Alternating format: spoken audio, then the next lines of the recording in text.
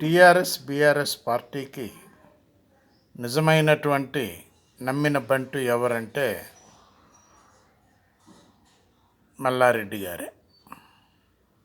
ప్రస్తుతం ఉన్నటువంటి ఎమ్మెల్యే గారు నిజమైనటువంటి నమ్మిన బంటు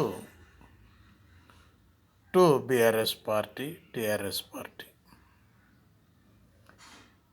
ఎందుకంటే బీఆర్ఎస్ పార్టీ అడుగంటిపోయినా కూడా నెక్స్ట్ మా సీఎం కేటీఆర్ఏ అని అంటున్నారు మల్లారెడ్డి గారు. అంటే అంత నమ్మకం ఉన్నది ఆ పార్టీ మీద, ఆ కుటుంబం మీద. నిజంగా మల్లారెడ్డి గారు మాట్లాడినటువంటి మాటలు కొన్ని స్వచ్ఛమైనటువంటి మాటలే.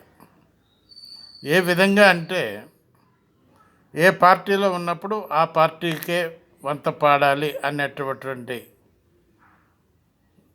నైతికను నేర్చుకున్నారు మల్లారెడ్డి గారు. అందుకని వారు ఆ మాట మాట్లాడటం జరుగుతుంది. వారు టీఆర్ఎస్లో ఉన్నారు కాబట్టి టీఆర్ఎస్ సపోర్ట్గానే మాట్లాడాలి కాబట్టి ఆ మాట అనటం జరిగింది.